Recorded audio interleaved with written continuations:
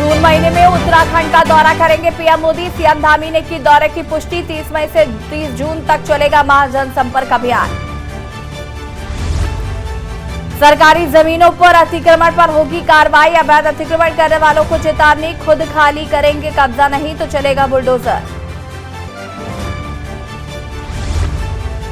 आंगनवाड़ी कार्यकर्ताओं को सरकार का तोहफा। रिटायरमेंट पर मिलने वाली राशि 30,000 से बढ़कर 50,000 हुई। सस्ती दरों पर कर्ज मुहैया कराएगी सरकार। केदारनाथ धाम में बर्फबारी का दौर जारी। 25 मई तक नए रजिस्ट्रेशन पर लगी रोक। मौसम में सुधार के बाद होगा नया पंजीकरण। उत्तराखंड के पहाड़ी इलाके के लिए मौसम विभाग अलर्ट। 19 मई तक बारिश की चेतावनी। मैदानी जिलों में तापमान की बढ़ोतरी का अलर्ट।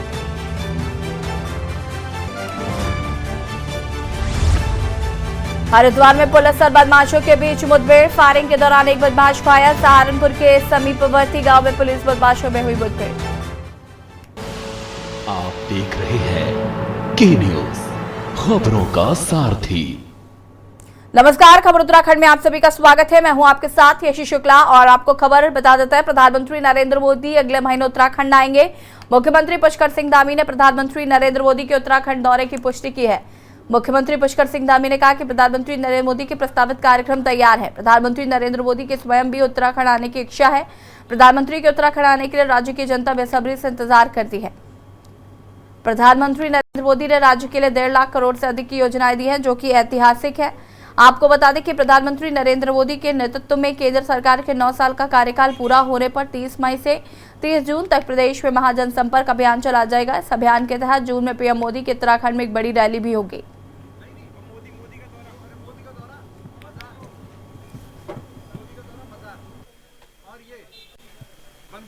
प्रधानमंत्री जी के प्रस्तावित कार्यक्रम बने हुए हैं और पहले से भी, क्योंकि उनकी स्वयं की भी इच्छा है कि वो उत्तराखंड के दौरे करें और जब भी वो उत्तराखंड आते हैं तो यहाँ की भूमि से, उत्तराखंड से उनका विशेष लगाव है और हम सभी को इंतजार रहता है, समूचे उत्तराखंड वासियों को इंतजार रहता है, क्योंकि उनके कालखंड में अनेक योजनाएं जो प्रस्तावित थी या जिनके बारे में हम सोचते भी नहीं थे, वो सारी योजनाएं और लगभग 1.5 लाख करोड़ की योजनाएं उनके प्रधानमंत्री बनने के बाद स्वीकृत हुई हैं। इसलिए उत्तराखंड से उनका लगाव है और उत्तराखंड वासियों को भी उनका इंतजार है। केदारनाथ धाम में लगातार हो रही बर्फबारी के बाद सरकार ने दर्शन के लिए नए पंजीकरण पर 25 मई तक रोक लगा दी है। वहीं मुख्यमंत्री पुष्कर सिंह धामी ने इस संबंध में कहा कि श्रद्धालु की सुरक्षा को ध्यान में रखते हुए निर्णय लिया गया है। मुख्यमंत्री ने कहा कि गंगोत्री, यमुनोत्री और बद्रीनाथ धाम में यात्रा सुचारू रूप से चल रही है। केवल केदारनाथ धाम के लिए पंजीकरण पर रोक लगाई गई है। श्रद्धालु की सुरक्षा और उनकी सुविधा को देखते हुए सरकार ने निर्णय लिया है। जैसे ही मौसम में सुधार होगा, सरकार पंजीकरण से रोक हटा देगी। नमस्ते सर, बहुत सारी खबरें हैं।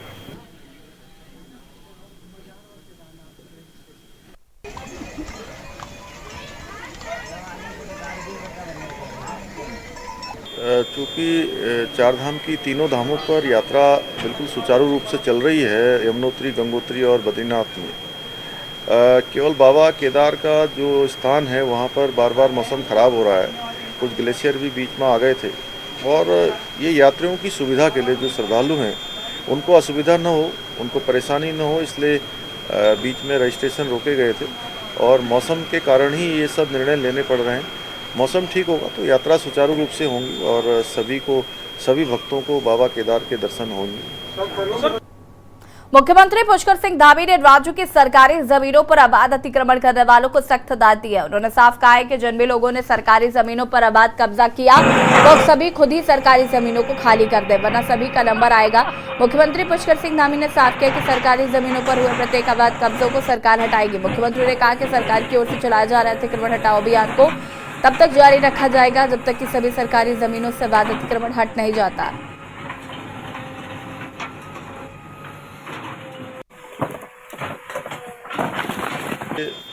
ये हमने पहले भी कहा है कि जो भी अतिक्रमण है, जो भी अवैध कब्जा है सरकारी ज़मीनों पर, किसी प्रकार का भी कोई अतिक्रमण है तो उसको हम हर कीमत पर हटाएंगे और वो हटने का अभियान लगातार जारी है और वो तब तक जारी रहेगा जब तक कि पूरा अतिक्रमण मुक्त नहीं हो जाएगा। और इसमें हमने ये भी कहा है, जिन लोगों ने अतिक्रमण किया हुआ है वो स्वयं इसे हटा लें। बहुत सारे लोग आज मुझे मिले भी थे, उन्होंने कहा है कि हम स्वतः ही हटा लेंगे कुछ स्थानों पर, तो अच्छा होगा। स्वतः ही हटा लेंगे तो अच्छा है, नहीं तो धीरे धीरे सभी का नंबर आना है। उत्तराखंड के आंगनबाड़ी कार्यकर्ताओं के लिए अच्छी खबर है। आंगनबाड़ी कर्मचारियों को रिटायरमेंट पर मिलने वाली राशि 30,000 से बढ़कर 50,000 होने जा रही है। एकल महिला स्वरोजगार योजना के तहत महिलाओं को स्वरोजगार के लिए सस्ती दरों पर कर्ज मुहैया कराया जाएगा। महिला सशक्तिकरण एवं बाल विकास मंत्री रेखा आर्य इसका कैबिनेट प्रस्ताव बनाने के निर्देश दिए हैं। इसके साथ ही आंगनबाड़ी केंद्रों में भोजन पकाने के लिए गैस चूल्हे देने की योजना को भी कैबिनेट में लाया जा रहा है। आपको बता दें कि रेखा आर्य ने यमुना कॉलोनी देहरादून स्थित कैंप कार्यालय में महिला सशक्तिकरण विभाग की योजनाओं की समीक्षा की। इसके लिए उनके मानदेय से कुछ अंशदान लिया जाता है। बैठक में इस राशि को 50,000 करने का भी निर्णय लिया गया है।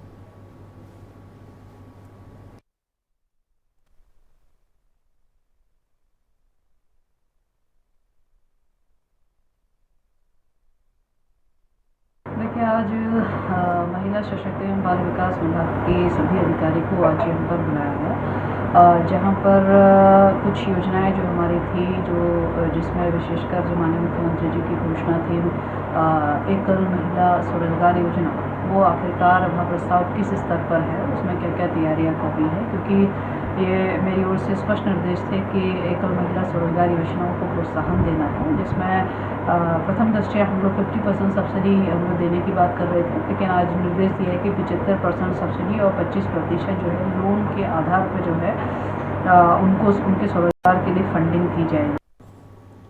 मौसम विभाग ने उत्तराखंड के अधिकांश पर्वतीय जिलों में 19 मई तक बारिश की संभावना जताई है, जबकि इस दौरान मैदानी क्षेत्र में मौसम साफ रहने के भी आसार नजर आ रहे हैं। राज्य मौसम केंद्र के निदेशक विक्रम सिंह ने बताया कि चमोली, उत्तरकाशी, बागेश्वर, रुद्रप्रयाग और पिथौरागढ़ समेत अन्य जिलों में 19 मई तक बारिश की संभावना है। मैदानी जिलों में मौसम शुष्क रहेगा और तापमान बढ़ने की भी संभावना है।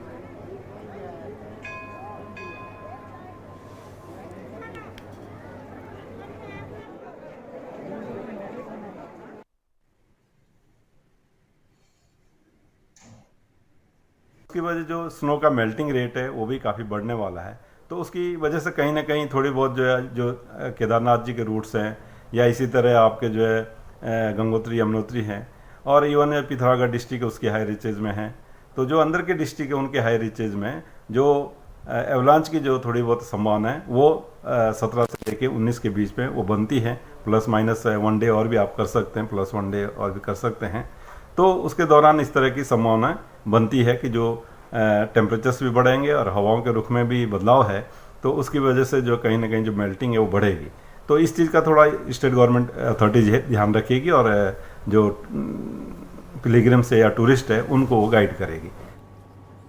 खबर हरिद्वार से है, जहां पर पुलिस और बदमाशों के बीच मुठभेड़ हुई। बता दें कि उत्तराखंड और सहारनपुर के समीपवर्ती गांव में उत्तराखंड के बुग्गावाला भगवानपुर में पुलिस का अभियान जारी है। पुलिस को बदमाशों द्वारा की गई वारदात की सूचना मिली थी, जिसके बाद दोनों के बीच मुठभेड़ हुई और फायरिंग के दौरान एक बदमाश घायल हो गया।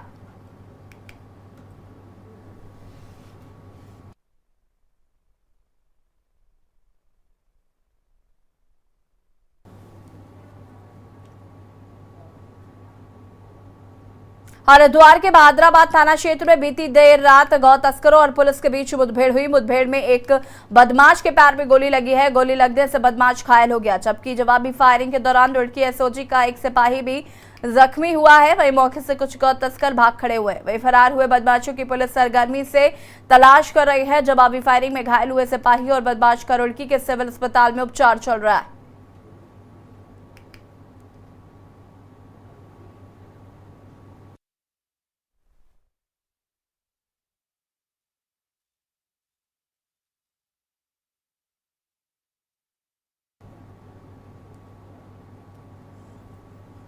देहरादून में शहरी विकास मंत्री प्रेमचंद अग्रवाल ने अफसरों को नरेंद्र नगर में प्रस्तावित G20 बैठक से जुड़े कार्य 20 मई तक पूरे करने के निर्देश दिए।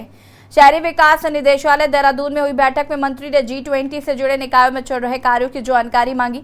उन्होंने कहा कि G20 से जुड़े सभी कार्य 20 मई तक हर हाल में पूरे कर लिए जाए। उन्होंने शहरी विकास विभाग के साथ ही नगर निगम, नगर पालिका और पंचायतों को सड़क, पेयजल, स्ट्रीट लाइट और जानकी सेतु आदि कार्यों के समय पर पूरा करने के निर्देश दिए। उन्होंने निकायों में सफाई पर विशेष ध्यान देने के भी निर्देश दिए। इस दौरान अधिकारियों ने बताया कि कई निर्माण कार्य पूरे भी हो चुके हैं, जबकि कुछ का काम जल्द ही पूरा करना है। मंत्री ने कार्यों की मॉनिटरिंग को नोडल अफसर की तैनाती के भी निर्देश दिए।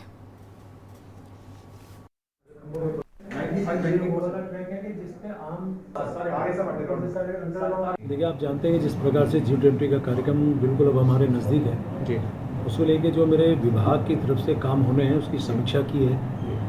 और हमारे यहाँ 6 निकाय पड़ते हैं जो इस रोड पे रहेंगे, जो आंशिक या पूर्ण रूप से उसमें शामिल है। जैसे डोईवाला है, ऋषिकेश है, मुनि की रेती है, जौंक है, नयननगर है और तपोवन है।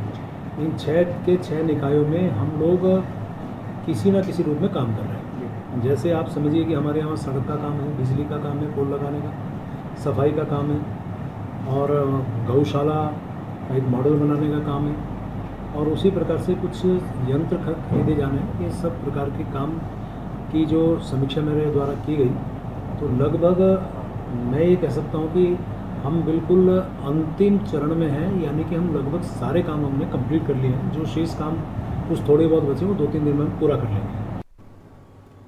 लक्सर में आयोजित तहसील दिवस में उपजिलाधिकारी गोपाल राम ने लोगों की शिकायतें सुनी। लक्सर एसडीएम ने कहा कि सभी अधिकारी व कर्मचारियों को शिकायतों का निस्तारण गंभीरता से करने के निर्देश दिए ताकि फरियादी को भटकना न पड़े। इस दौरान लोगों ने कुल 33 शिकायतों की प्रार्थना पत्र प्रस्तुत किए हैं। इनमें से 5 शिकायतें अतिक्रमण पर सरकारी जमीन पर मकान बनाने के संबंध में मिले। वही रास्तों पर अबाध कब्जे, विकास विभाग और पुलिस विभाग से संबंधित शिकायतें रहीं, जिनमें से 4 शिकायतों का मौके पर निस्तारण किया गया। बाकी प्रार्थना पत्रों का निस्तारण के लिए संबंधित विभागों को सौंप दिया गया है।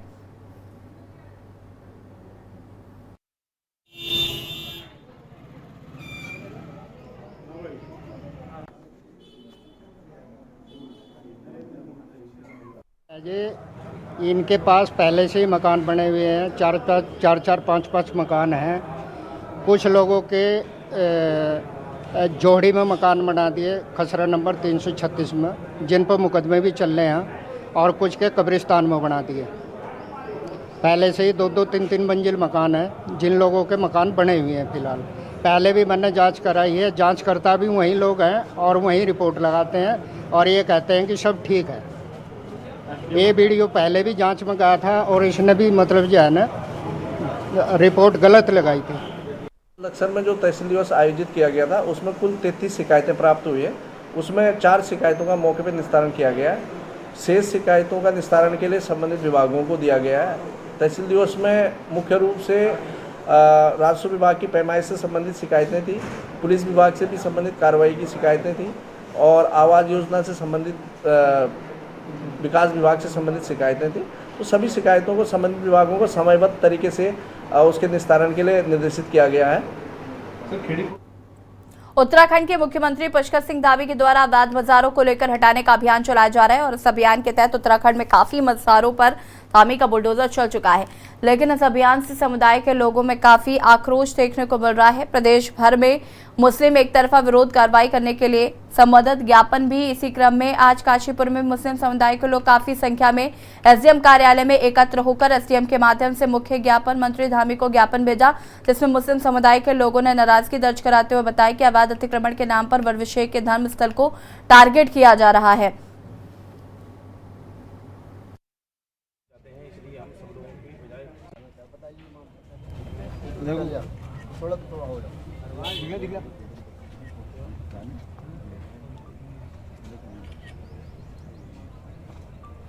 देखिए, हमने यहाँ पर एसडीएम साहब से हमने जो मांग की है, हमने ज्ञापन पेश किया है उनको इस मामले को लेकर के। देखिए, हमारी पूरी मुस्लिम कौम आज गम के आंसू रो रही है, परेशान है।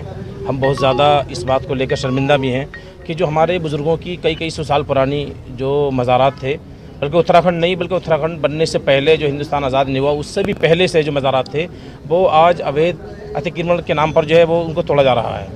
हमारी यही गुजारिश है प्रशासन शासन से, हुकूमत से, कि उनको जो है इस तरह से जो है न तोड़ा जाए। जिस तरह और धर्म के लोगों को अपने मज़हब की जो है इबादत के लिए उनको जगह दी जा रही है, वैसे ही हमारे मज़हब के लिए भी हमें ये मज़ारात हैं, मस्जिदें, हमें भी इनके लिए जो है को किया जाए पूरा मामला, ताकि इस पर जो है हम जो है सुकून इत्मीनान बनाए रखें। अपना दर्द लेके यहाँ पर आए हैं और सभी लोग चाहते हैं जो कुछ हो रहा है वो सब गलत है। किसी पर्टिकुलर एक धर्म को लेकर के उसके साथ ये सब कुछ करना वो अच्छी बात नहीं है। जैसे कि मालूम है 1000 समथिंग कुछ जो धर्मस्थल तोड़ने की बात है, उसमें से लगभग 150 ही मुस्लिम समाज के धर्मस्थल हैं, बाकी धर्मस्थल जो हैं वो दिगर समाज के लोगों के हैं। उसमें एक में भी आज तक कोई काम नहीं किया गया, सिर्फ मुस्लिम धर्म के स्थलों को तोड़ने का काम किया जा रहा है। तो लिहाजा एक पर्टिकुलर से एक को टारगेट करना ये अच्छी बात नहीं है। मैं ये चाहता हूँ जो सिस्टम है उस सिस्टम के अनुसार काम करें। 1980 के बाद से पहले कोई भी धर्मस्थल तोड़ा नहीं जाएगा, यह अधिनियम में तय है। उसके बाद भी सब कुछ हो रहा है, तो ये सब गलत है। लक्सर जी के फैक्ट्री के कर्मचारियों ने किसान नेता चौधरी किरत सिंह व जिला पंचायत सदस्य संजय सैनी के साथ लक्सर उपजिलाधिकारी से मिलकर फैक्ट्री के अधिकारियों पर दबाव व डर धमकाकर रिजाइन लेने का आरोप लगाया है। किसान नेता ने लक्सर उपजिलाधिकारी गोपाल राम से कर्मचारियों पर हो रहे इस बर्ताव के खिलाफ फैक्ट्री के अधिकारियों पर कार्रवाई करने की मांग की है और चेतावनी दी है कि फैक्ट्री के अधिकारी यदि कर्मचारियों पर अत्याचार बंद नहीं करेगी तो कर्मचारियों के साथ मिलकर किसान यूनियन पटेल फैक्ट्री के मेन गेट पर धरना प्रदर्शन करेगी।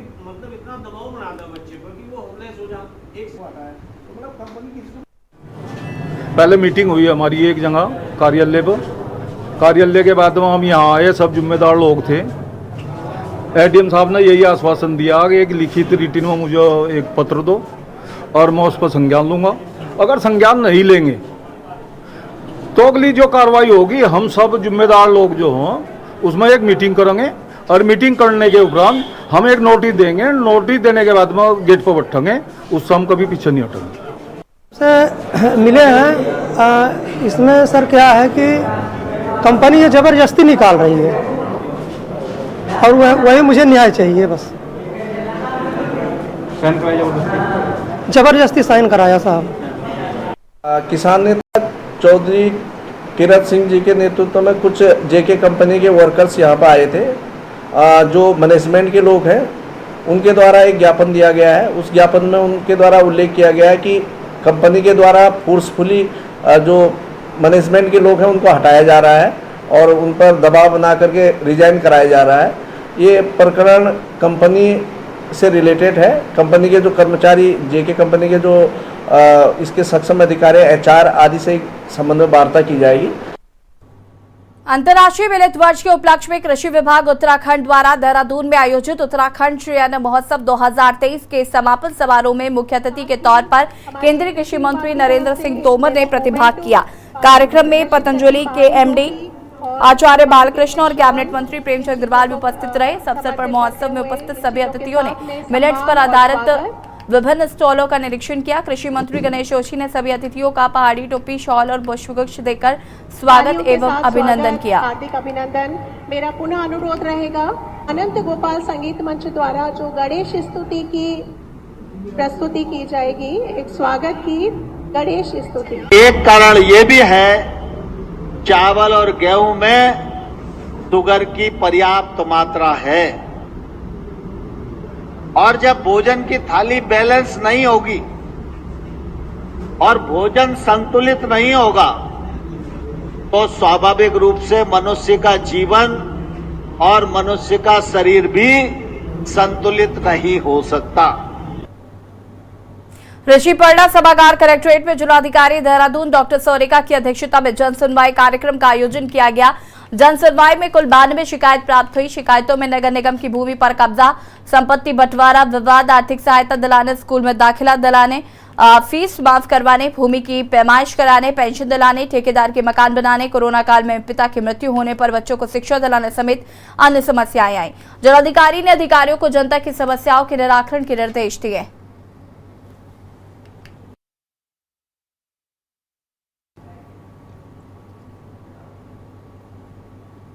देवभूमि उत्तराखंड में समान नागरिक संहिता यानी कि यूनिफॉर्म सिविल कोड पर सियासी घमासान छिड़ गया है।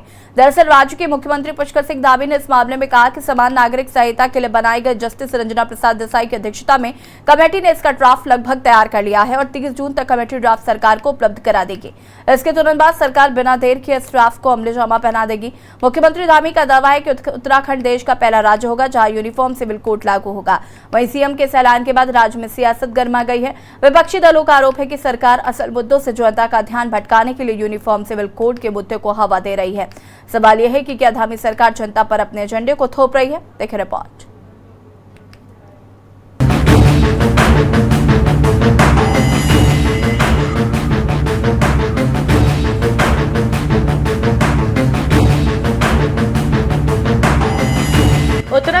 में साल 2024 के लोकसभा चुनाव के दंगल से राज्य में यूनिफॉर्म सिविल कोड पर सियासी घमासान छिड़ गया है।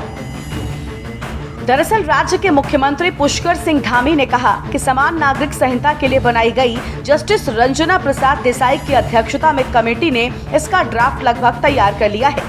30 जून तक कमेटी ड्राफ्ट सरकार को उपलब्ध करा देगी।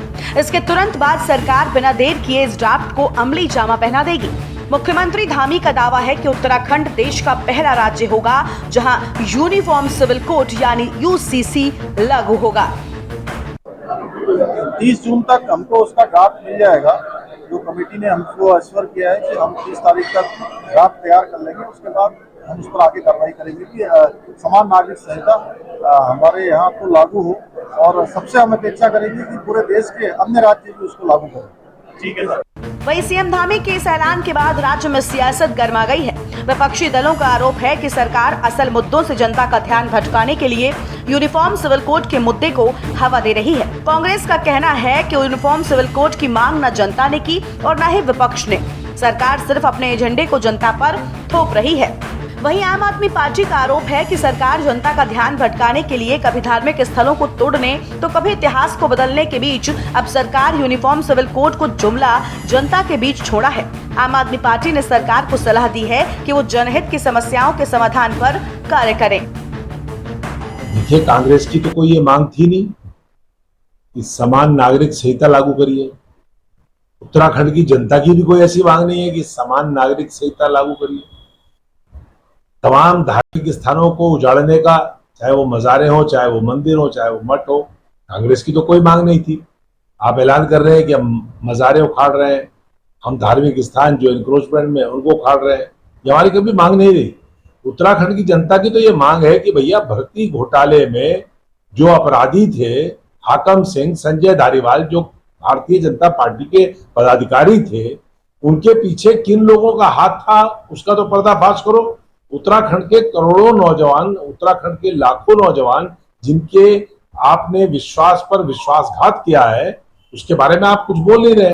बात थी तो 1 साल पहले जब कमेटी गठित हुई तब लोगों से बातचीत करके और उसका ड्राफ्ट तैयार होना चाहिए था। सरकार ने अब ड्राफ्ट तैयार करके लोगों को जो बुला करके उनकी राय को उसमें शामिल करने की बात करती है, ये एक झूठ है, जुमला है और ये लोगों को गुमराह करने का तरीका है। सरकार को चाहिए कि इस तरह के जुमलेबाजी से लोगों को गुमराह करने के बजाय जो बुनियादी मुद्दे हैं उन पर काम करे, जो विकास का काम है उस पर ध्यान दे तो ज़्यादा अच्छा होगा। देखिए, कांग्रेस पार्टी उंगलियां उठाने का काम करती है। कांग्रेस को हकीकत से कोई मतलब नहीं है, कोई सरोकार नहीं है। समान नागरिक संहिता को लागू करने के लिए भारतीय जनता पार्टी की सरकार ने और हमारे मुख्यमंत्री ने चुनाव में जनता से वादा किया था कि हम सरकार में आएंगे तो समान नागरिक संहिता लागू करेंगे। सरकार ने एक कमेटी बनाई, सरकार ने उच्च अधिकारी सीनियर आईएएसओं को जनपद स्तर पर भेजा, सेमिनार और वर्कशॉप करने के लिए भेजा, ईमेल के माध्यम से लोगों के सुझाव को मांगा है, लोगों से चर्चा करी है और चर्चा के उपरांत, सेमिनार वर्कशॉप के उपरांत सभी जो सुझाव आए हैं उसके उपरांत सरकार ने ये निर्णय लिया है और अब उसका ड्राफ्ट तैयार हो रहा है। 31 जून तक वो तैयार हो जाएगा। कुल मिलाकर चुनाव से पहले राज्य में यूनिफॉर्म सिविल कोड पर सियासत गर्मा गई है। एक तरफ जहां सरकार इसको लागू करने के लिए गंभीर दिख रही है, तो वहीं दूसरी ओर विपक्ष इसे जनता के असल मुद्दों से ध्यान भटकाने का आरोप लगा रहा है। सवाल ये है कि क्या यूनिफॉर्म सिविल कोड बीजेपी का चुनावी एजेंडा है? क्या मौजूदा समय में इसकी सबसे ज्यादा आवश्यकता है, जो सरकार इसके लिए इतना गंभीर दिख रही है?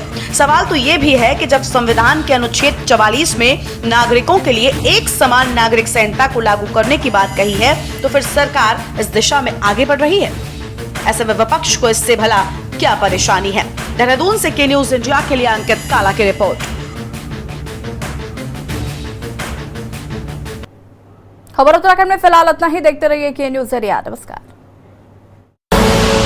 आप देख रहे हैं के न्यूज, खबरों का सारथी।